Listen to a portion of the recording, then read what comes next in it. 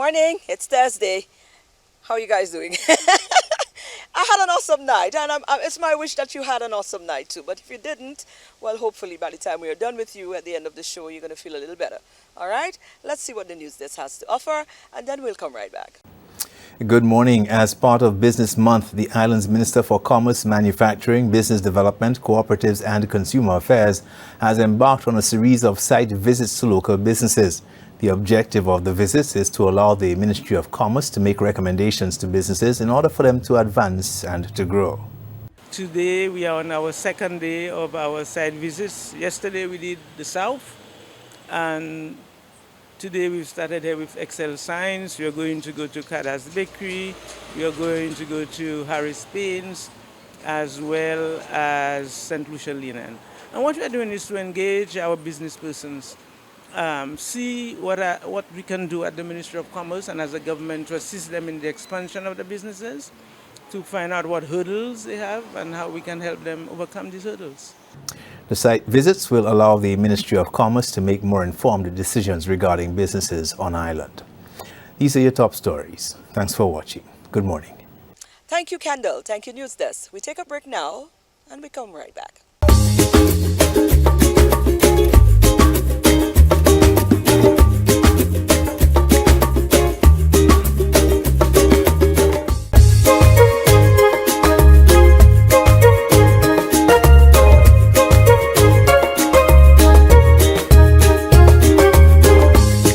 First feature, Joe Shalman and Terry spoke with us. They're into their third year of the Aqua Fitness 911, which kicked off in the COVID period and due to an injury of Joe, but it has turned out to be something now, definitely an area that you probably might want to look into if you're looking into fitness. Wonderful. We're here, we dining at Eugenie's Delight. Well, we're having a little snack. We're snacking on something. Whenever you pass by Eugenie's, you cannot pass and leave empty-handed, they normally say, but empty mouth.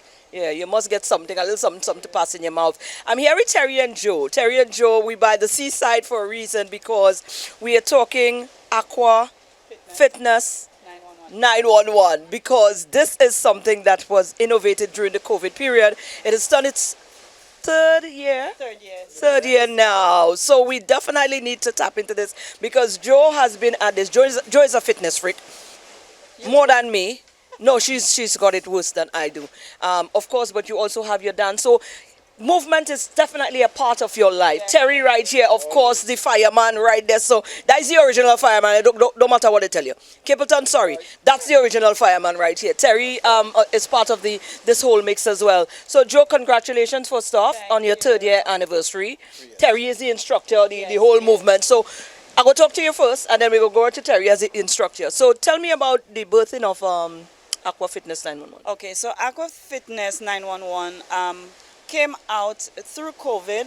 I had an injury through COVID because we were so restricted because the country was shut down. I used to go walking, and I did a lot of explosive walking, like 27 miles a day. It was crazy. I would wake up like 4:30 or 5 o'clock once curfew was like done and walk, and then so what happened was I actually did damage to my knee. So I have a one cartilage and I have fluid in my knee. When I did my MRI, I discovered that, and then I had to be getting injections and stuff. So my doctor said, no more walking, you need to take it to the water.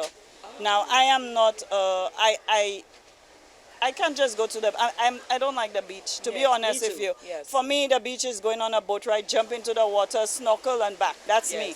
But to leave my home and actually go to the beach, I will go to the beach in the morning to walk. Yes. That's no problem. But I'm not allowed to walk.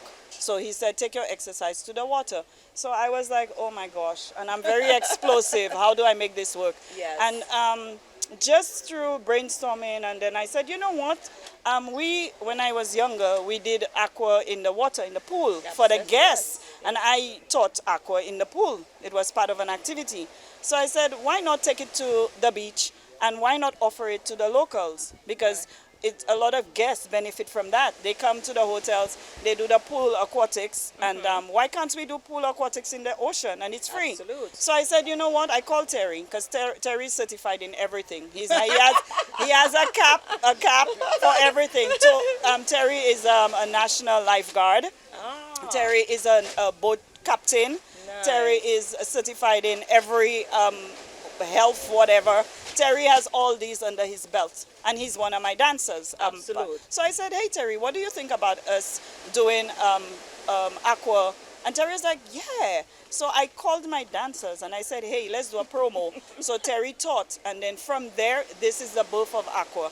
My dancers were my props, so we did all the exercise in the water, and then I discovered, wow, because it's just like working out in the gym. You know, the movements against the force of the water, the resistance is even harder. Wow. Running in the water is hard. Jumping, you don't have any shock, you don't absorb any shock. So I said, you know what, and then going into the depth of it, I realized there's a lot of people who have knee problems, with back problems, people that are suffering and putting on weight, but they can't go to the gym, they can't walk. So this is actually an avenue to, I'm saying, for if you're suffering for any form of knee problems, back problems, or you just want to exercise and you think that going to the gym or walking on the road is challenging, the water is it, you know? So yeah, and that's how we started. Right, and since then?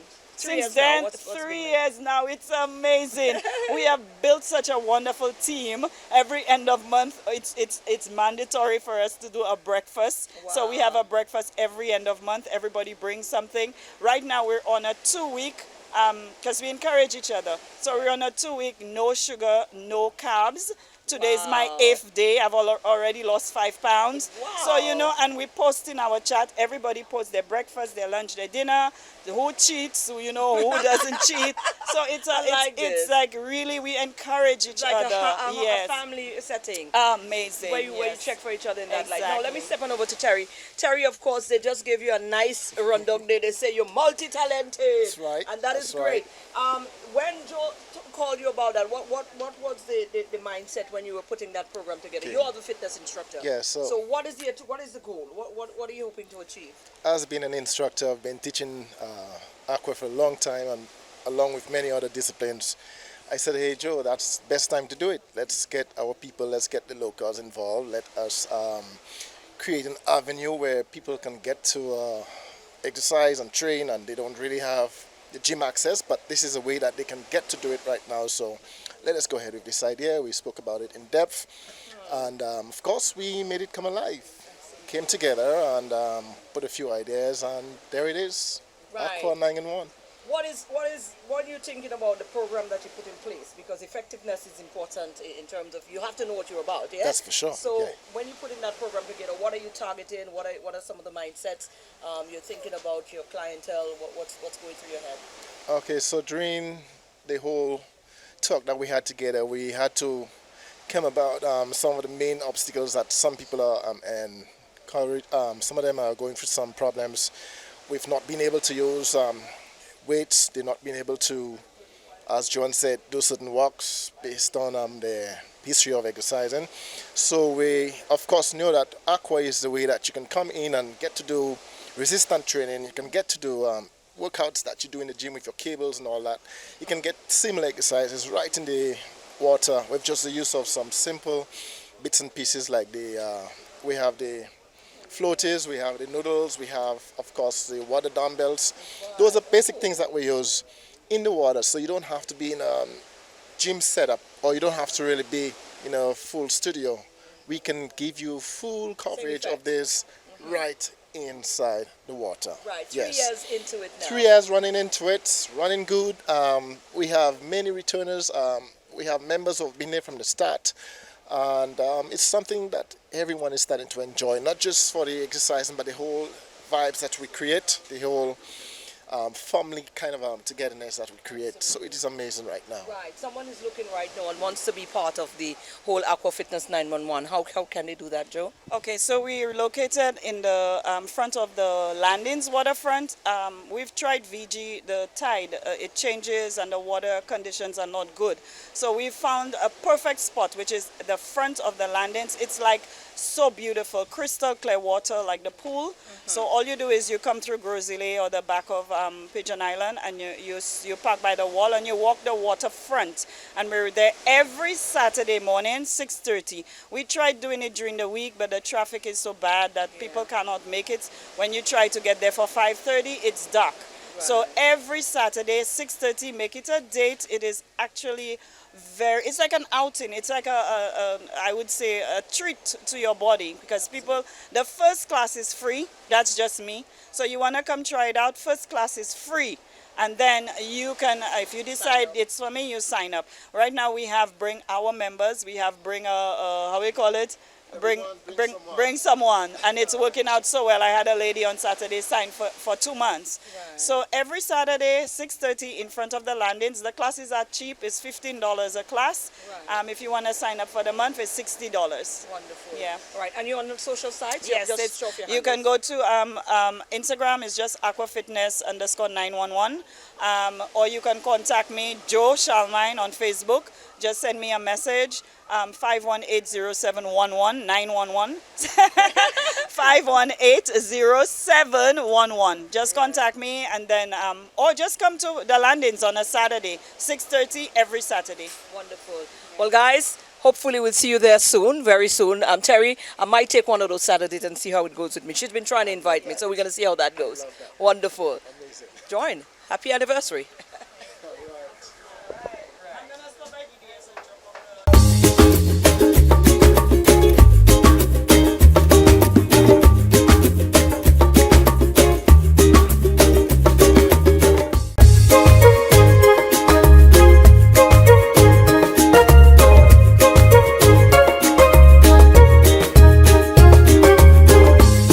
And now in our second feature, one of our veterans, our icons, our contributors to our culture and our music art form here, recently passed, John T, that of John T. Obviously, we want to stay abreast and bring you some information as to his burial and what has been planned and stuff like that. So we caught up with Caren Tobia, who is part of a committee that is put together a total plan. I think the funeral is going to be on this weekend, but they've also added another component that you, the general public, can be a part of as well. Most of us would have known of the passing of one of our very own iconic figure, a legend in his own right, a contributor in so many ways to the art form, the culture here on the island of St. Lucia. John T, of course, and Caren Tobia here is a perfect person, because John T passed on recently, and it was not. He came to perform at your event, didn't he? Yes. He was here, he came down, he performed, and then all of this went, and then boom, that is what happened. Yes. No, we want to talk about his burial, because you're part of the committee who was charged with the responsibility of what is going to be happening on the weekend. Yes. And we're going to come to that in a bit, and because we need to get that information out. But I just wanted a sense of what his last moments were like, Caren. I don't get teary up on me there now, as long as it's not going to disturb your conversation. It was such a good one, Maureen, because John T had not performed in St. Lucia. I think the last time he performed in St. Lucia may have been about 2016 or thereabouts. He told me he was on a national stage. So him being on the National Creole Song Competition stage was something that he wanted to do. And so he came in, and because he had not been around for a while, and then we went into COVID and all of these things, you know, it was a wonderful, wonderful night. There were a lot of our younger artists who had never met him before, who had never seen him perform. So everybody was backstage taking pictures, speaking, so happy to meet him. And then he went on stage and he performed. I know the people in the audience, like I remember Rose Albertine and T.C. Brown and them coming to tell me, wow, boy, John T's still looking the same person. Yes. So on stage, it was a wonderful night. I think everybody who came was really happy to have seen John T perform again. And so for a lot of us, our last memory of him on stage will be a really happy one. And for that, I am grateful. And I am also happy that some of our younger artists, like I said, who had never had the opportunity to meet him, had an opportunity to meet him and interact with him and have conversations with him. There were so many pictures that were taken that night. So like it was a really nice, it was a really good night. And I think, yes. well, if we were to reflect in truth on his part, we knowing that the passion and the love that he shared for the stage and the culture, I think that would have been, if we were to look at it from a positive standpoint, that would have been a lovely send-off It was. in that light as well. It was. Oh, well, yes. happy at least that you Yes. could have been able to giving him that platform at least. Let's talk about what his burial. This is coming up on the weekend. I mean, Right. Saturday is going to be the No, it's the following Saturday. oh, the following Saturday Yes, is the 20 so it's the 24th. the 24th. Okay. The 25th and the 26th, actually. So that's Saturday the 25th. So Leclerc is where John T is from. Right. And so the family has decided to make Leclerc his final hurrah, and that is where the homecoming will be based at Leclerc. So his funeral service, the homegoing service, will be on Saturday afternoon. That is the 25th of November at the Leclerc playing field from 2 o'clock in the afternoon. We start off with tributes and then we go into a short service. And following the service, I must say that John T's family has just really given him the send-off that they think that he would really love. So the theme for the weekend is One Life to Live, which is one of his songs actually that he had done in tribute to Shadow, I think, when Shadow passed. Right. And in that song, he speaks about one life to live, and he says, don't cry when I'm gone, you know. So they really want to give him a celebration. So following the service from the playing field, there will be the drummers, some of our drummers will be leading a procession from the field to the burial ground at Shock. Wow. So that is the music that entails that part of it. Taking him in will be the drummers, and then taking him, well, not taking him back, but coming out of the burial ground, there is a music truck that's going to be with Flex. yes. Of Oh, course, yes. his His son, son. DJ Yeah. Flex, will be on the truck, short man. So there'll be a music truck, and we will be doing a little la coming back, a real jump up coming back from Shock Cemetery to the VBCC Club where the reef pass will be. There will be a real jump up coming back there with a music truck and getting back into Leclerc. And at the VBCC Club, we will, of course, continue with tributes to him. And so people who want to eulogize him and all of that will have the opportunity to do so at the repass. And then on Sunday, it continues on Sunday, which is the 26th, we again starting at 2 o'clock. Now, something that a lot of people do not know about John T is that John T was an avid footballer. Oh. John T actually played national football, and he was also a youth coach. And so the people in Leclerc who would have known John T when John T was younger knew John T not from his music, as most of us know him, but we knew him from football. Oh. And so we will be adding the football to the tribute. So there will be a youth game because he was really passionate about youth football actually, and he had a youth team that he was coach of. Wow. So there will be a youth John T 11. This is the President's 11, which is a youth game at 2 o'clock. And then at 3 o'clock, there's a veterans game. Same thing again. So that is being done in conjunction with the Leclerc Football League and the amazing. SLFA. And then that will be followed by a tribute concert starting at 4 o'clock. So at that concert, we have a number of the artists coming in to perform. Herb Black, T.C. Brown, Ashanti, a lot of the artists, Black Pearl. So a lot of the artists who would have known John T.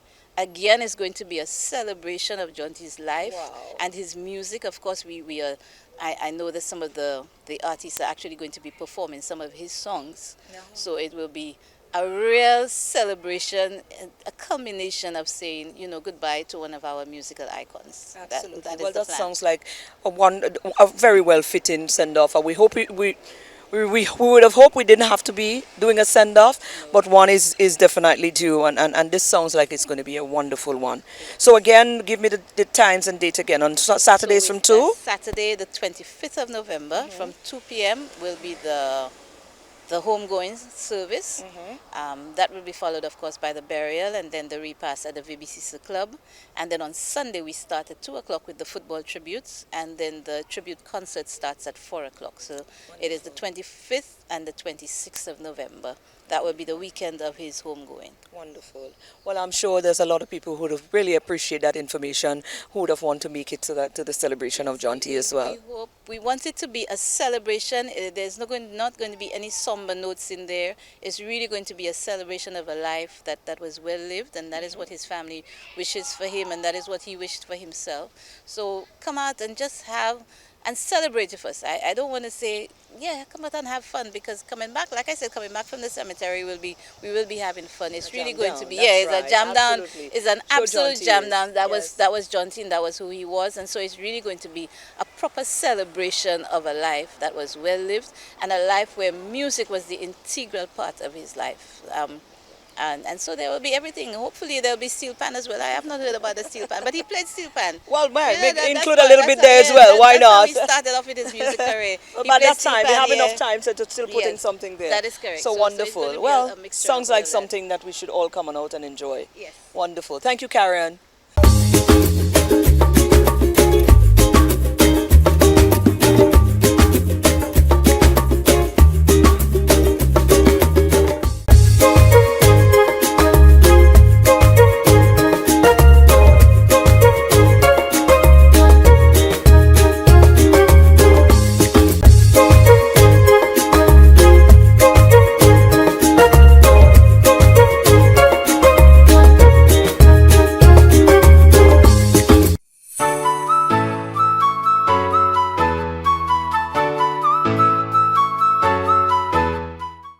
Hi, I'm Candy Nicholas, and this is The Wellness. We recently spoke about gut health, and I wanted to expound on some of the things we can do to ensure that we are helping and not hurting our gut health. As we discussed, your gut or digestive system is necessary for the consumption and digestion of food and the production of waste, making it one of the most vital organs in the human body. Recently, research has found that your digestive system is much more intricate than originally thought and is involved in nearly every single aspects of your health. If you've ever experienced reflux, constipation, diarrhea, or bloating, you will understand the impact that gut health can play in your day-to-day life. The gut microbiome refers to the trillions of microorganisms that live inside your gut, mostly in the large intestine. There are roughly 100 trillion bacteria in the digestive system alone. It may seem like a tall order to change or look after them, but the good news is that research has shown that within 2 to 4 days of eating well, your gut microbiome can improve. So here are some things you can start to implement almost immediately. The first one is to include fermented foods in your diet regularly. So fermented foods are full of naturally occurring live cultures. While the science has not yet concluded exactly how much fermented food you should eat, I recommend aiming to eat a source of authentically fermented foods or drinks every single day if possible to help support digestion, whether that's enjoying some yogurt with live and active cultures for breakfast or sipping on a kombucha at lunch, or adding a tablespoon of sauerkraut to your salad. The second thing you can do is to increase the variety of plant foods in your diet. A high fiber diet is associated with an increase in the growth of beneficial bacteria, which optimizes gut functioning. As different plants contain different amounts and types of fiber, it's important to consume a range of plant foods to ensure your good gut bacteria are kept happy and nourished. Another thing you could do is drink more water. Fiber, particularly prebiotic fibers, are important for gut health. However, in order for this fiber to do its job, adequate water is required. A lack of water can slow down your digestive system significantly and result in harder stools that are more difficult to pass. For optimal hydration, men should aim for 2.6 liters a day and women for 2.1. Something else you can do is to, as we discussed, enjoy more high fiber foods. A diet low in fiber can encourage the wrong types of bacteria to grow, throwing off your gut's ecosystem. Think of your good gut bacteria as the trees and flowers in our ecosystem, and the bad gut bacteria as the weeds. If you can create an environment that allows the weeds to grow, it will overgrow the trees and flowers. The fifth thing you could do is to chew more slowly. Digestion begins in the mouth, and the chewing process starts to break your food down. If you rush this, your food may enter your stomach before it's ready, leading to indigestion. By eating slowly and chewing properly, you will also allow your natural satiety signals to kick in, which tell you that you're full. This prevents overeating and has also been associated with better digestion and greater satisfaction with our meals. So try eating more slowly and more mindfully by removing distractions, pausing between bites to savor what's in your mouth, and setting aside adequate time to eat so you don't rush.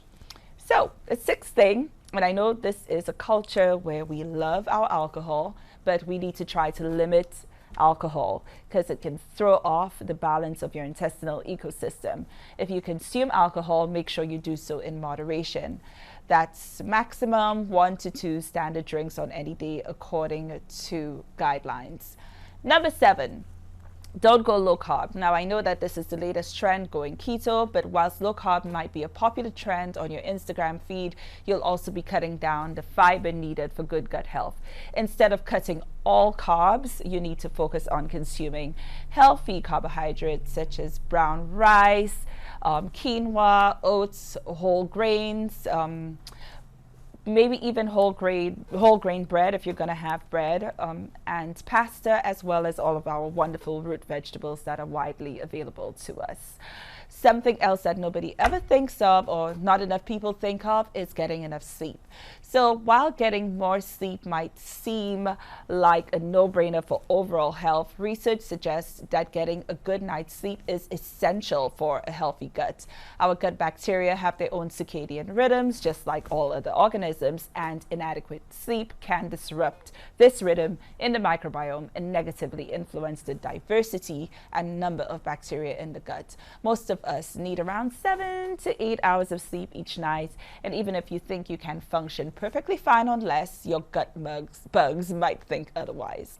So something else you need to consider, I need to consider, is to manage stress better. You don't need us to tell you that stress is not good for you. Prolonged stress can cause major issues for a number of the body's key players, including our digestive system. When we're stressed, our body is set to fight or flight mode and will reduce the blood flow to our digestive muscles and put everything on hold. There's reduced secretion of digestive enzymes, which may lead to indigestion, gastrointestinal inflammation, constipation, or diarrhea. So try reducing stress by spending more time outdoors, including exercise, which you should enjoy every day, reducing your screen time, and trying meditation, yoga, or whatever other activities you find relaxing. And this has been the Wellness for today. My name is Candy Nicholas. I am a certified holistic health coach, and I will see you next. It's quite nice and breezy and windy. We are in the Helen of the West, and it's a beautiful morning. Go on out and have an awesome day. Catch us tomorrow right here for another DBS this morning.